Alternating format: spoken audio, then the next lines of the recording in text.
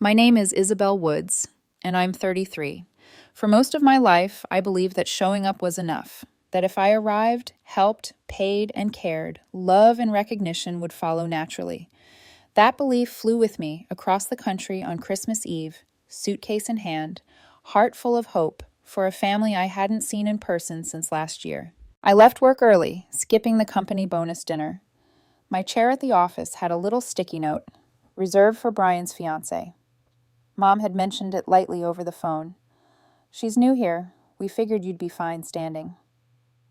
I had said sure, quietly, automatically, the words tasting bitter even as I spoke them. I didn't notice the way my stomach sank at that moment, the first pang of what would become a long, sharp awareness. The flight was $540. One way, a decision I didn't regret. I hadn't skipped a Christmas in years, and family still mattered. I imagined roasted ham, the aroma of burnt cookies on the first tray, Dad pretending not to choke back tears during the midnight prayer. I imagined my seat at the table, perfectly familiar, perfectly mine. I walked in carrying a half-soggy gift bag, Dad's favorite whiskey inside, snow melting in my hair. And then I saw the note. A tiny pink square stuck to the back of my dining chair, reserved for Brian's fiancée. She's new here. No joke, no gotcha, just 5 words in Mom's careful handwriting. I froze, blinking at it like it might vanish if I squinted hard enough. "Oh," Mom said, stepping out of the kitchen, smiling as if I hadn't crossed 3 time zones for this dinner. "She's new here," she added, shrugging. "We figured you'd be fine standing." Standing, like a waiter, like I didn't belong. "Sure," I said quietly. Then I picked up my bag and left. The icy road blurred under my tires as I drove. 31 minutes later, my phone buzzed. A text from my sister, sharp and casual. So sensitive, it wasn't a big deal. I stared at the message, thumb hovering, heart hammering. My finger didn't press reply. Instead, I opened my banking app and paused the family support transfers I'd been managing for years. Everything, the bills, the heating, the car insurance, paused. Quietly, automatically, the way I had managed my life and theirs. And then Dad called at 9:04 p.m. His voice was calm but heavy, carrying the weight of unspoken expectations. "You left." "Yes, I did," I said, trying to keep my tone steady. "Your mom's upset. She's also the one who gave my chair away." Another pause, the kind of pause that hangs with meaning, expecting you to justify, explain, soothe. Sure, let's say she didn't mean it that way, I thought. But that's always the problem. They never mean it that way. Dad's next words dug in. Brian had texted him about needing help for their wedding next summer. He sounded hesitant, fragile, as if he feared my reaction. I laughed quietly, bitterly, to myself. This isn't about a wedding. It's never about a wedding. It's about me being invisible for years. I remembered paying for Mom's dental surgery last year, covering Dad's broken-down Ford, helping Brian with therapy sessions for his reorientation. I remembered skipping my vacations, eating peanut butter sandwiches for lunch, while wiring money for someone else's cable bill. I'd been their invisible anchor. And Brian? The chaos they coddled. "Not anymore." I ended the call, letting the silence wrap around me like armor. For once, there was no buzzing phone demanding my attention, no guilt-laden text, no expectation to provide.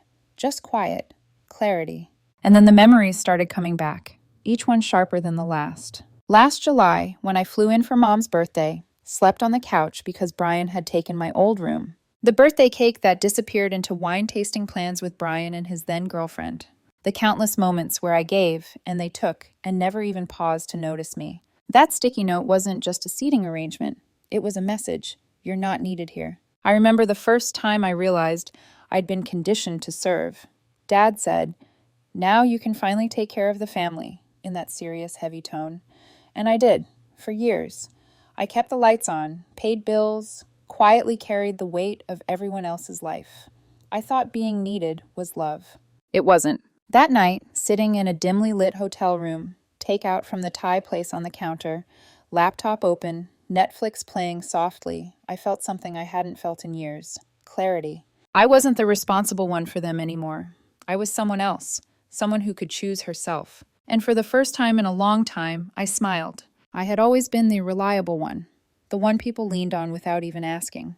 It wasn't glamorous, and it certainly wasn't recognized. But I did it because I thought that's what family meant. That's what love looked like. When I got my first real job in tech, Dad had said in that serious tone, "Now you can finally take care of the family." Not a joke, not casual. It was a command cloaked in pride, and I obeyed. I paid for Mom's dental surgery when insurance fell short. I co-signed a new car lease for Dad when his old Ford finally died. Brian, my boyfriend's younger brother of sorts, moved in after his failed startup adventure, broke and bruised. I let him stay 9 months rent-free, even covering therapy he claimed would help him find focus. And I never complained. I never even told anyone. Meanwhile, my own life, vacations I couldn't take, meals I compromised, money I spent on their needs instead of my own, quietly evaporated. I imagined it didn't matter. After all, I was the responsible one. I was the anchor. But anchors are heavy, and heavy things break quietly. I started noticing the pattern years ago, but I ignored it. Every time I shared a personal victory, promotion, work trip, raise, it got one or two polite replies. Meanwhile, Brian's new girlfriend baked cookies for the family, and suddenly she was a star. Social media posts, compliments, and Mom's repeated, "She's such a keeper." I remembered last July, flying in for Mom's birthday. I got in at midnight, slept on the couch because Brian had taken my room temporarily. When I woke up, the house was empty. They were out wine tasting with his girlfriend. I found a note on the fridge. "Be back by 5. Make yourself comfortable." No cake, no greeting, just the silent expectation that I would make do. And still I paid the next month's gas bill. I've always been taught to provide, to be the stable one, to be invisible, to make it easy for others. And I did, until Christmas Eve. I started thinking, really thinking, for the first time in years. I've been their ATM, their safety net, the invisible provider while they built castles on my back, and I let them. That night, I made decisions that would change everything. I called my accountant, paused the family trust contributions. I canceled automatic support transfers. I stopped being the one who quietly fixed everything while they ignored my presence. Then came the phone call. Dad, at 9:04 p.m., sounding calm but loaded with expectation. "You know how things are, Isabel. Brian isn't as fortunate as you. You can't just—" I laughed quietly, bitterly, into the dark hotel room. No, not this time. He didn't understand. He never had. Brian wasn't less fortunate. He was reckless, irresponsible, and charming enough that the family coddled him endlessly. I was disciplined, consistent, and expected to quietly carry the weight of their lives without recognition. I closed my eyes and let the heat from the car's defrosting system burn my ears, while I thought about all the times I had been invisible, unappreciated, taken for granted. The post-it note wasn't just a seating arrangement. It was confirmation of a truth I'd been too polite to acknowledge. My sacrifices were invisible, my worth measured only by what I could give, not by who I was. That night I didn't beg, I didn't plead. I just stopped. And for the first time in years, I felt a flicker of relief. The truth was harsh, but clarifying. I had spent decades providing for people who would never see me as anything but the reliable one, the invisible one, the one who paid for everyone else's happiness while quietly emptying herself. I was done. It wasn't easy. The silence that followed felt unnatural, empty, but it was mine. I started thinking about myself for the first time in forever. Maybe it was time to reclaim parts of my life that had been on hold for years. The photography retreat I'd always wanted to attend. The gym I had let lapse. Long walks where no one needed me, no one called for help, no one expected my money or attention. This was more than a financial decision. It was the first act of self-preservation I'd allowed myself, and I needed it. I was free, but freedom doesn't arrive without guilt. For years, I had carried everyone else's burdens. Now, I carried only my own, and the weight, surprisingly, felt lighter than I ever imagined. And somewhere in that quiet, a flicker of excitement arose, the kind that comes with knowing you are finally in control of your own life. Sunday dinner arrived with all the trappings of normalcy, the smell of roasted meat, Mom's neatly arranged table, Dad in his armchair pretending to read.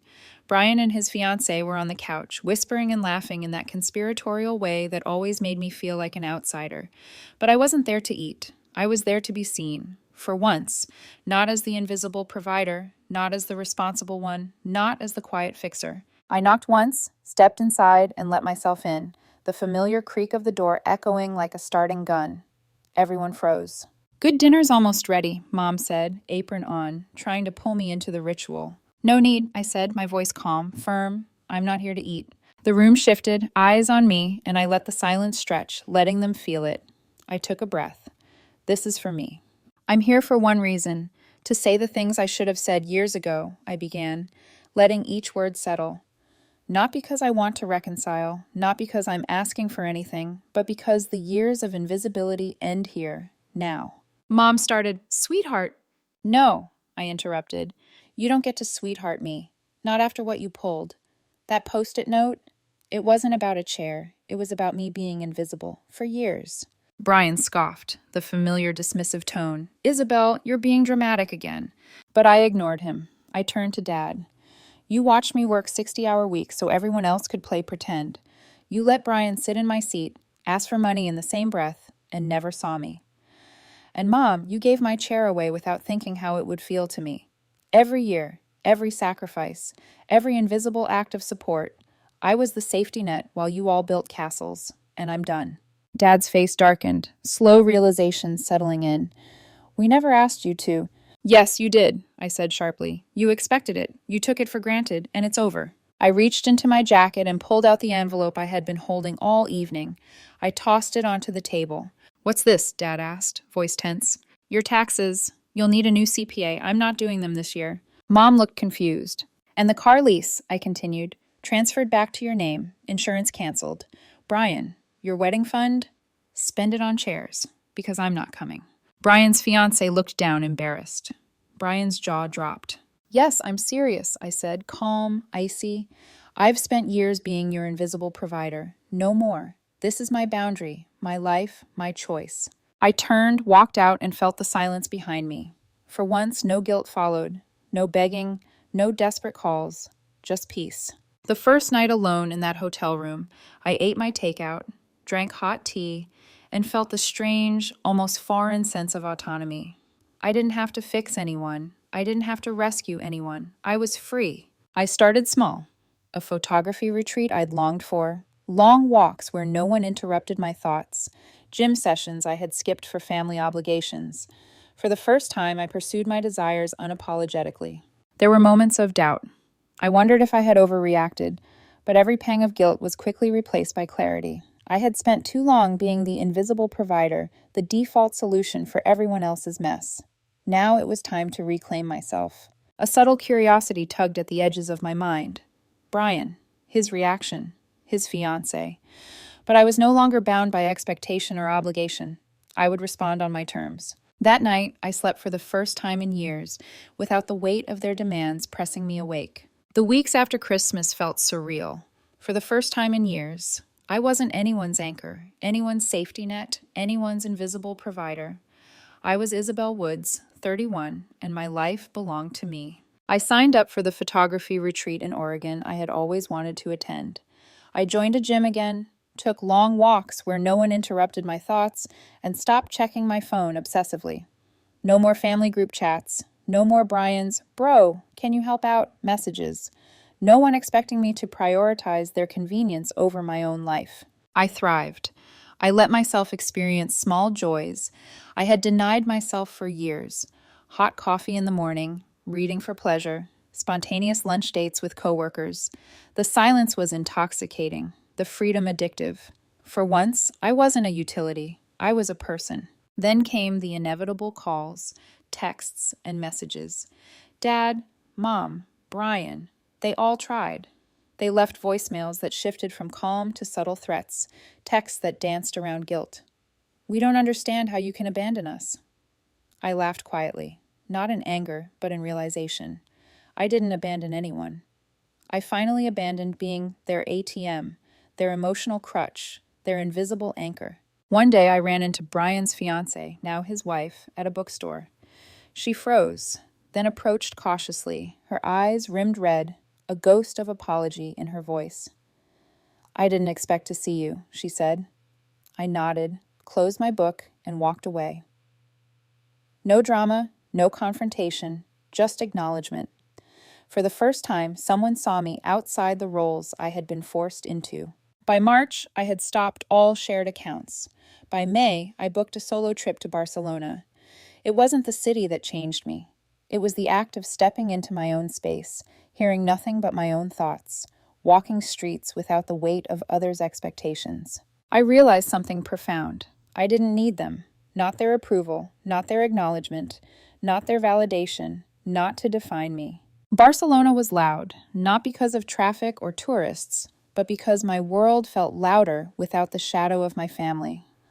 I wandered the Gothic Quarter with my phone in airplane mode, watched sunsets from different corners of the city, and felt the thrill of silence. Earned, not given. When I returned home, life didn't pause. I was promoted at work, finally recognized for years of quiet, dedicated effort. Meetings with board members, strategic input, respect from colleagues, things I had taken for granted elsewhere now meant something. For the first time, people didn't just need me, they respected me. Then came the wedding invitation from Brian and his fiancée, Rustic Vineyard, July 16th, RSVP by June 30th. I placed it on my kitchen counter, letting it sit, a handwritten note from her. I hope you'll come. You were right to walk away, but maybe he needs to see you stand your ground in person. I read it, smiled faintly, and tossed it in the trash. I didn't need validation. I didn't need closure. I only needed peace. July 16th came. I spent it at a beach in Santa Cruz, renting a bike, letting the salt wind blast through my hair, feeling free in a way I hadn't known in years. I didn't check my phone. I didn't need to. By November, I had sold my condo, moved out of state, and erased the last ties that bound me to my old, invisible life. I sent one final message to my family. No room for negotiation, no anger, just boundaries, just clarity.